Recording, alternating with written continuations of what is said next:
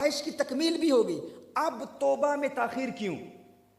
نبی کریم صلی اللہ علیہ وسلم نے ارشاد فرمایا جب انسان گناہ کرتا ہے تو انسان کے دائیں کندھے پر جو فرشتہ ہے وہ بائیں والے کو کہتا ہے، انسان سے گناہ ہو گیا، گناہ کے فوراً بعد یہ فرشتہ بائیں والے کو کہتا ہے کہ ابھی اس کا گناہ نہ لکھ۔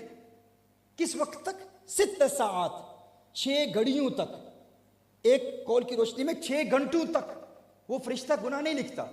نبی کریم صلی اللہ علیہ وسلم نے ارشاد فرمایا کہ اگر ان 6 ساعات سے پہلے، ان 6 گھڑیوں سے پہلے وہ بندہ توبہ کر لے تو وہ گناہ لکھا ہی نہیں جاتا۔ ثم یتوبون من قریب، فوراً توبہ کر لے۔ اگر غفلت کی وجہ سے گناہ ہو گیا ہے تو توبہ میں ہم تاخیر نہ کریں، لیکن اگر ہم نے یہ لائف سٹائل بنا لیا ہے میں نے اتنا عرصہ گناہ کرنے ہیں اور ان گناہوں کے بعد پھر ایک وقت آئے گا میں توبہ کرتا ہوں، ایسے بندے کو توبہ کا موقع ہی نہیں ملتا۔ یعنی اگر ان دونوں کا مقارنہ کیا جائے، موازنہ کیا جائے، کمپیئر کیا جائے ان دونوں کو، ایک ایٹیٹیوڈ یہ ہے کہ ایک بندہ غفلت کی وجہ سے اس سے گناہ ہو جاتا ہے، لیکن اس نے یہ گناہوں بری زندگی کو اپنا لائف سٹائل نہیں بنا لیا۔ وہ یہ نہیں کہتا کہ میں 1 سال گناہ کروں گا، یہ لائف سٹائل رہے گا، اس کے بعد میں توبہ کروں گا، دیکھو پھر میری زندگی میں کیسا انقلاب آپ ہوگا۔ نہیں، جو ہی گناہ ہوا وہ خواہش اس کی تکمیل ہو گئی، اس کے بعد وہ فوراً اللہ کی جانب رجوع کرتا ہے، توبہ کر لیتا ہے۔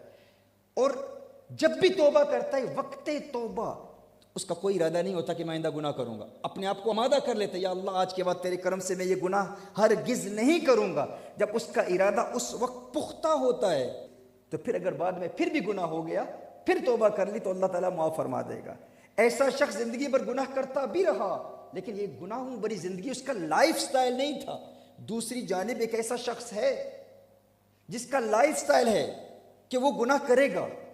ایسا شخص اگرچہ گناہ کے کم موقع ملتے ہوں، کم گناہ کرتا ہو، کیونکہ اس نے لائف سٹائل بنا لیا ہے کہ میں اتنا عرصہ گناہ کروں گا پھر اس کے بعد توبہ کروں گا، ایسے بندے کو گویا کہ توبہ کا موقع ہی نہیں ملتا۔ حتی اذا حضر احدهم الموت قال انی تبت الان، یہاں تک کہ موت آ جاتی ہے پھر وہ کہتے ہیں اب میں توبہ کروں گا، اس وقت پھر اس کی وہ توبہ قبول ہی نہیں ہوتی۔ تو آئیے توبہ کی ان 4 شرائط کی روشنی میں ہم اللہ جل وعلا کے قرب کے حصول کی جدوجہد کریں، محنت کریں اور توبہ پر استقامت حاصل کرنے کے لیے کوشش کرتے رہیں، کیونکہ جب ہم اپنی زندگی میں تزکیہ کے مراحل طے کریں گے، اللہ کے قرب کے حصول کی جدوجہد کریں گے تو انشاءاللہ تعالی اللہ جل وعلا ہماری پھر زبانوں میں تاثیر بھی پیدا کرے گا اور ہماری اولاد ہماری اطاعت بھی کرے گی۔